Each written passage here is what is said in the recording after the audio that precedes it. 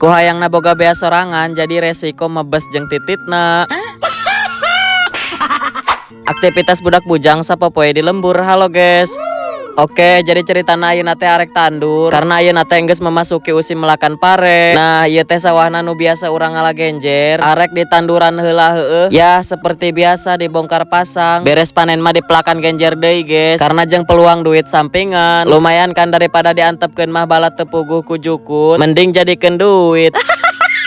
Oke lanjut, ieu teh nu tandurna duaan urang jeung mamang karena ieu teh terakhiran nganggeuskeun. Tapi na teuing sih sigana aya keneh deh tandureun mah. Karena nu dua kotak teh dikulikeun ka ibu-ibu nu biasa tandur. Soalna lamun misalkan ku urang duaan mah moal ka bedag ka hontal. Karena ya boga kesibukan oge jadi teu di sawah wae. Ari maneh cenah nganggur nah segala boga kesibukan atuh. Oh my god. Enggak semua orang nganggur teh selalu molor atuh Sumarni.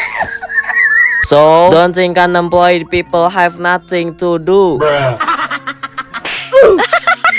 Jadi ulah berpikir jelema nu nganggur atau nu teu gawe teh teu boga kegiatan. Da urang mah boga kegiatan mah najan nganggur oge. Ngonten oge termasuk kegiatan loh. Nyieun video jeung konten, ngedit-ngeditna. Selain eta teh masih loba heueuh. Selain ngonten urang sok ilu ka sawah bari jarang-jarang oge. Itung-itung mantuan saeutik-saeutik. Arek nongkrong-nongkrong kitu da kudu wae make duit. Ditambah batur-batur urangna enggeus saribuk masing-masing dengan dunianya sendiri. Entah kunaon deui jiwa urang mah teu daekeun asup kana tongkrong gitu. Bingung dah bawa anak teh arateul hayang buru-buru balik wae. Komo lamun babaturan geus mamawa gitar jeung kecrek-kecrek sagala endahna. Gariung teh gariung kana ceuli. Mending we lamun teu paudag-udag jeung musik mah. Ieu mah suara ka mana, musik di mana henteu nali teh jadi ngambang.